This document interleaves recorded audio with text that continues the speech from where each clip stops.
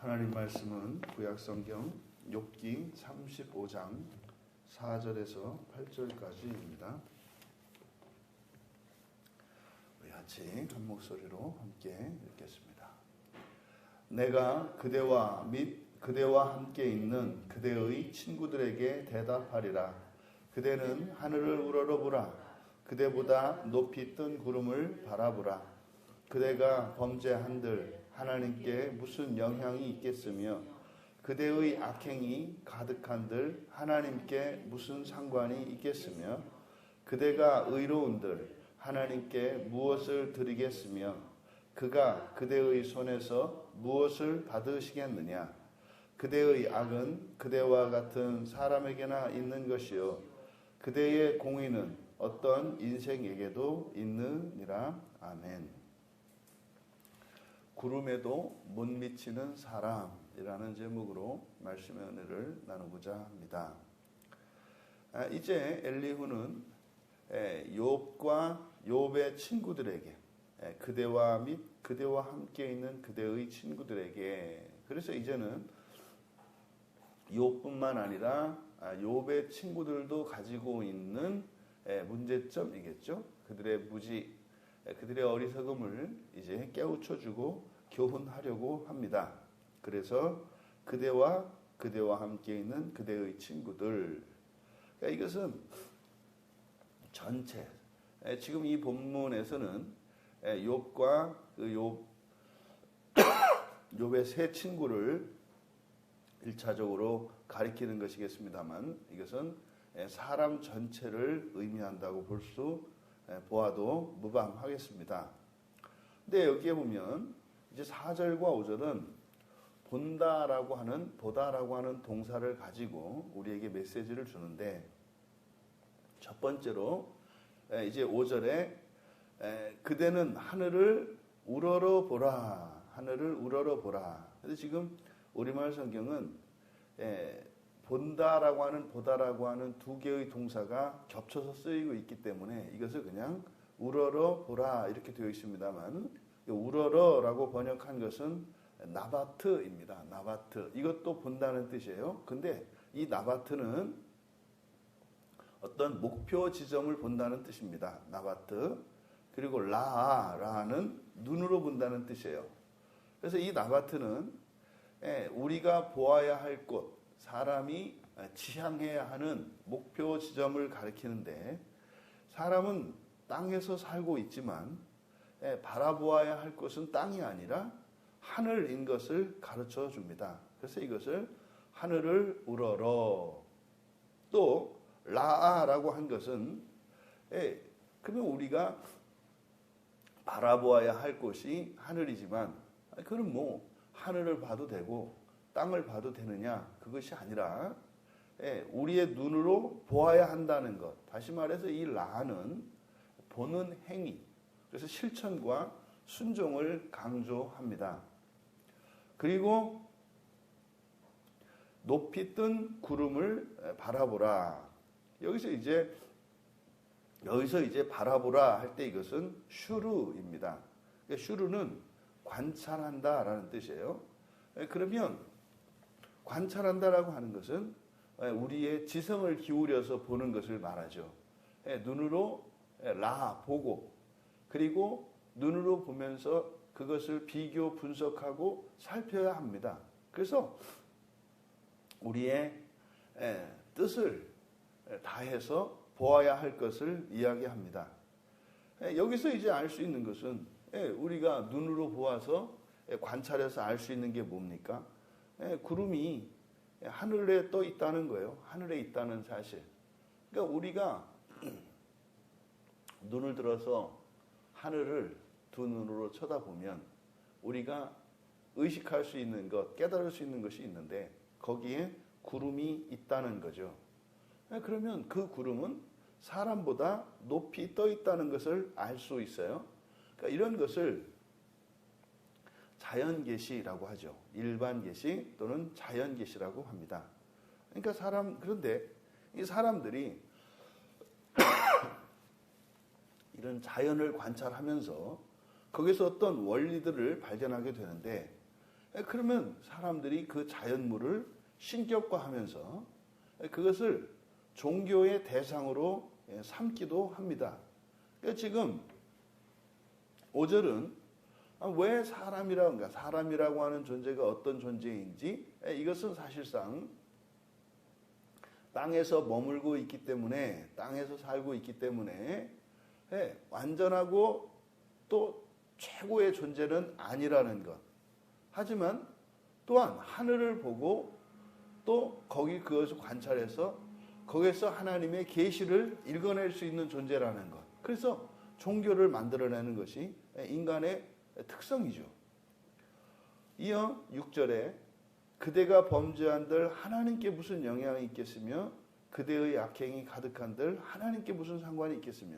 지금 6절과 7절에서 이제 하나님으로 번역된 것은 바로 앞에 5절에서 이야기한 구름을 통해서 구름보다 더 높이 계신 하나님으로 이제 번역을 한 겁니다. 근데 그냥 이것을 그대로 직역을 하면 구름이죠, 구름. 그래서 하늘에 떠 있는 구름에도 영향을 미칠 수 없는 것이 사람이라는 거예요. 이게 6절의 내용입니다.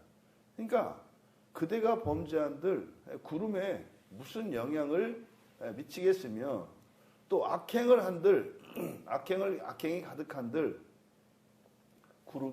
구름에게 무슨 상관이 있겠는가? 그러니까요. 아무 상관이 없다는 거예요. 아무런 영향을 미치지 않는다는 거예요. 그래서 우리가 뭐 이렇게 한다 그래서 그 구름을 가서 뭐 더 크게 한다든지 그것을 흘러가는 구름을 막는다든지 그럴 수 없다는 거죠. 그리고 7절에 그대가 의로운들 하나님께 무엇을 드리겠으며, 그러니까 이게 그 얘기죠. 그것에 구름에게 무엇을 드린다. 그리고 그대의 손에서 구름이 무엇을 받는다. 그러니까 우리가 구름과도 뭐 하나를 구름에게 영향을 끼칠 수도 없고 뭘 줄 수도 없고 구름이 우리에게 영향을 받을 수도 없다. 그것은 아주 자연신론적인 그런 해석인 거죠. 그러니까 존재론적으로 여기서 말하고자 하는 것은 사람은 하늘에 떠다니는 생명이 없는 구름에게도 어떠한 영향을 미칠 수 없는 존재, 그러니까 한계를 가진 존재라고 하는 것을 말하는 겁니다. 그러니까요, 그냥 하늘에 떠다니는 뭐 구름보다도 더 낫다고 할 수 없는, 영향을 미치지 못하니까 말이죠. 그런 존재라는 거죠. 그리고 이제 8절에 그대의 악은 그대와 같은 사람에게나 있는 것이요 그대의 공의는 어떤 인생에게도 있느니라. 그러니까 여기는 너와 같은 사람, 그대의 악은 그대와 같은 사람에게나 있는 것이요. 그러니까 모든 사람이죠. 모든 사람에게는 너의 악이 있고, 그러니까요, 사람이라고 하는 존재가 누구에게나 악이 있다는 거예요. 이때 악을 나타내는 말이 레샤이거든요. 그러니까 레샤는 불완전성입니다. 그러니까 존재론적으로 불완전하다는 거예요. 사람이라고 하는 존재가 뭐 완전한 존재가 아니다. 불완전한 존재다. 약점이 있다. 뭐 이런 거죠. 또 사람의 아들에게는 인자, 이렇게 이제 인자라고 되어 있지 않습니까? 그래서 사람의 아들에게는, 여기는 이제 어떤 인생 이렇게 번역이 되어 있습니다만 원문은 그냥 인자예요. 사람의 아들. 그러니까 인자에게, 그러니까 사람의 아들에게 너희 의가 있다. 여기 이제 복선적인 의미예요. 그래서 인자는 이제 후대의 신약에 와서 바로 사람이 되신 그리스도에 대한 예표거든요.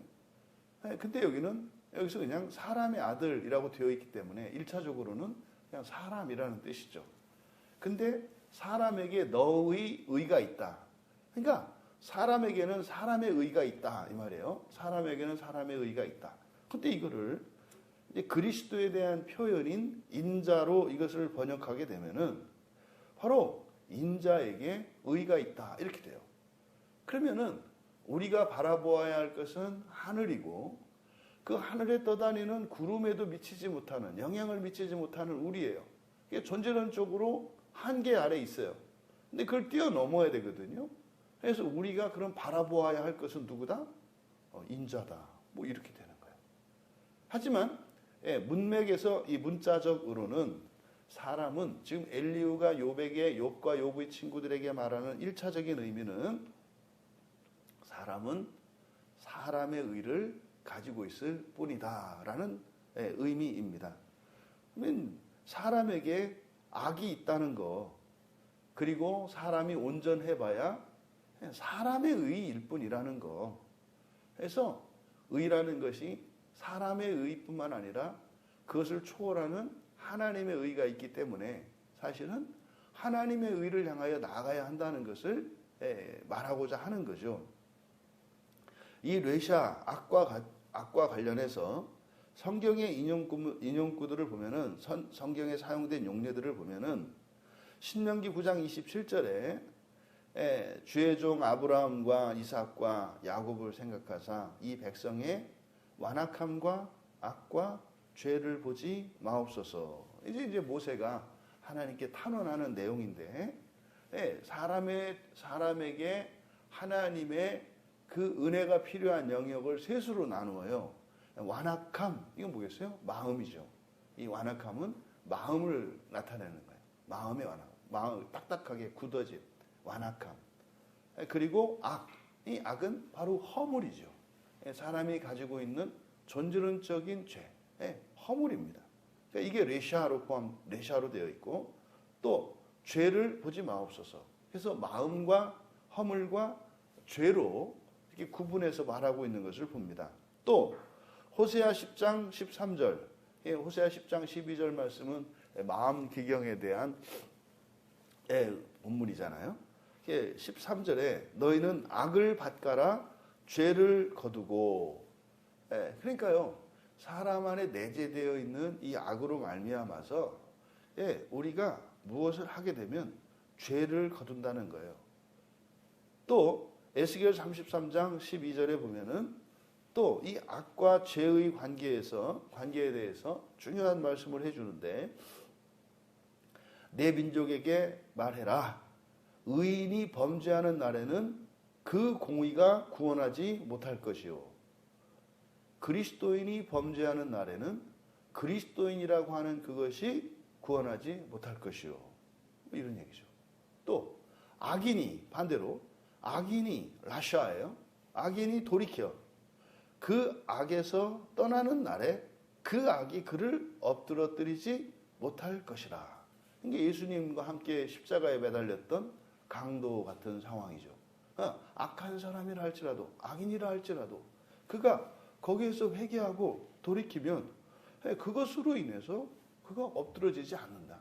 그런데요, 의인이라도 범죄를 하면 그 공의가 그를 구원하지 못한다. 이게 뭡니까?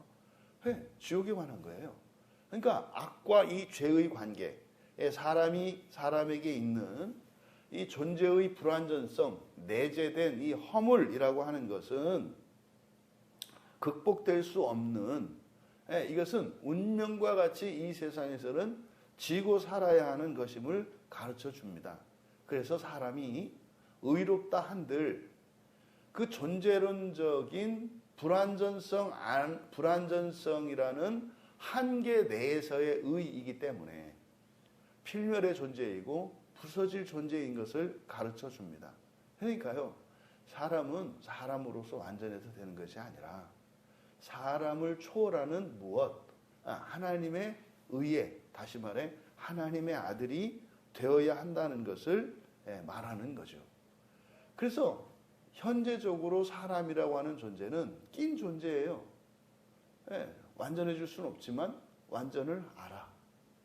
그래서요, 늘 주체할 수 없는 욕망과 그 욕심 때문에 우리의 마음이, 또 우리의 삶이 힘들어지고 그러잖아요.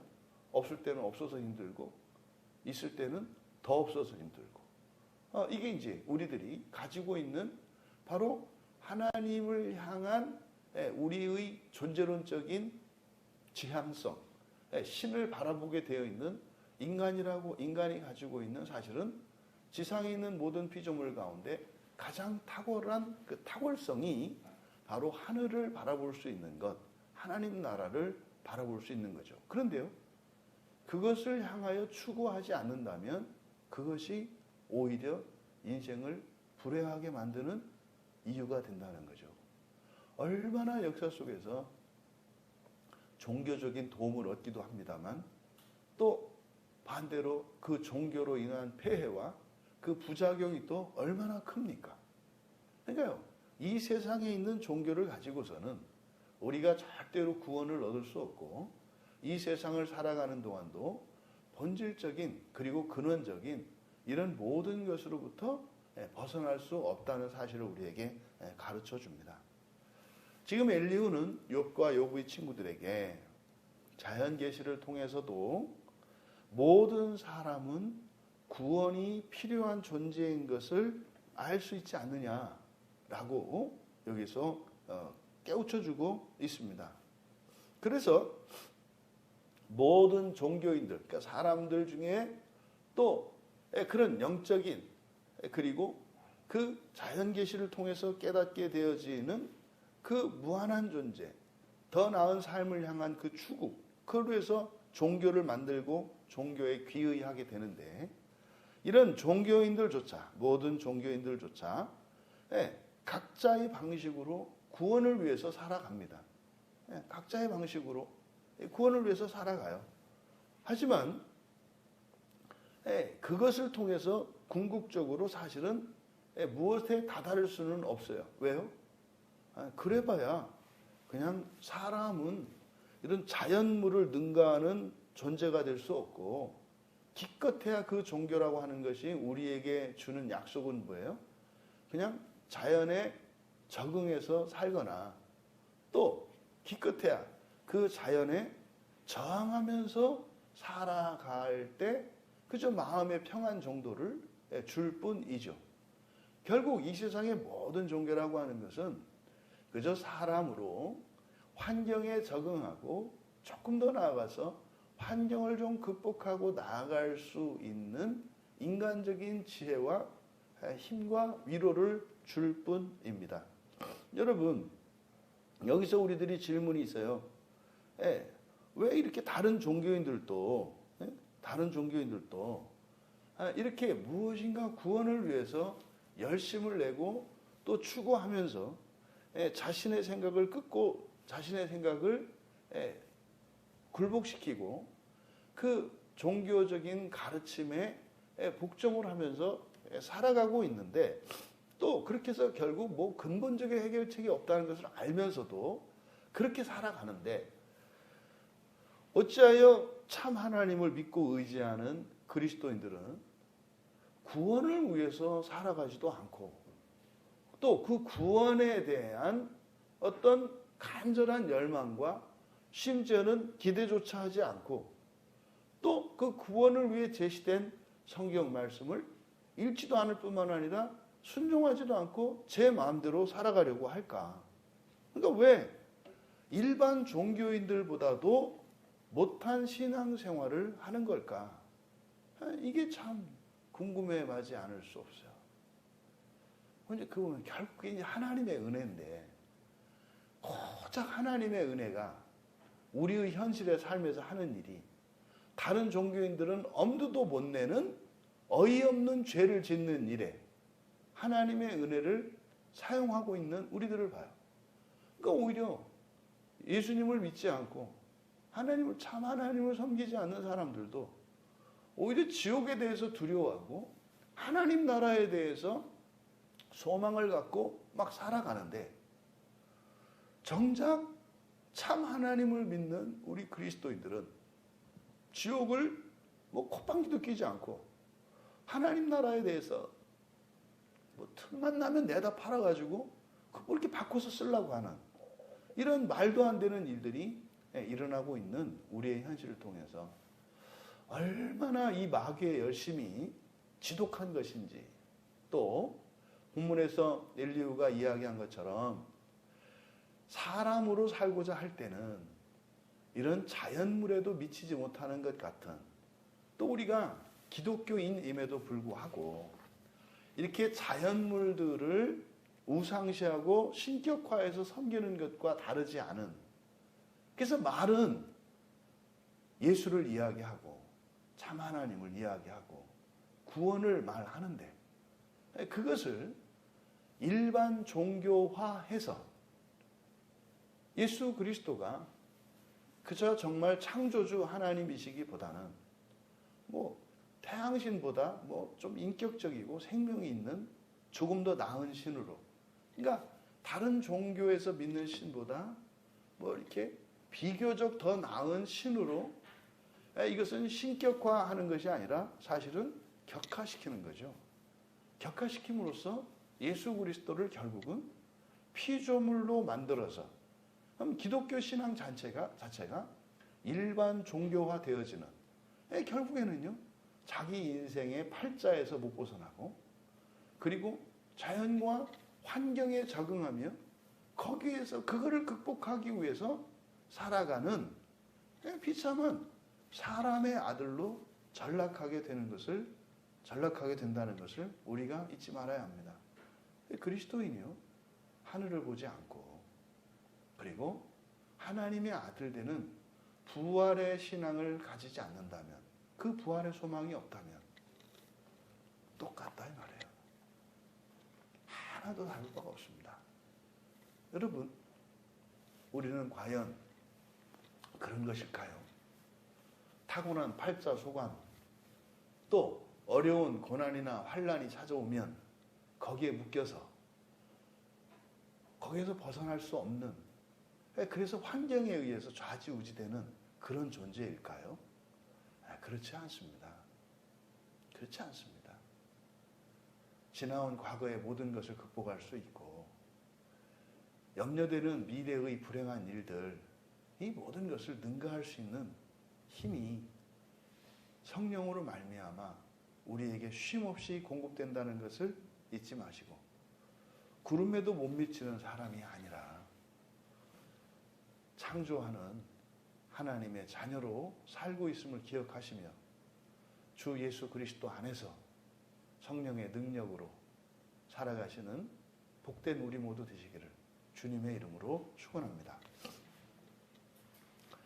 존귀하신 하나님, 이 세상에 속해 있기에 그저 이 세상의 자연의 일부인 것으로 착각하지 않게 하시고, 우리가 살고 있으며 우리가 보고 경험하는 이 모든 것들은 장차 우리가 창조하기 위하여 학습되고 훈련되는 것임을 깨닫게 하여 주셔서 세상을 통치하는 통치자로서의 삶을 살아가게 하옵소서.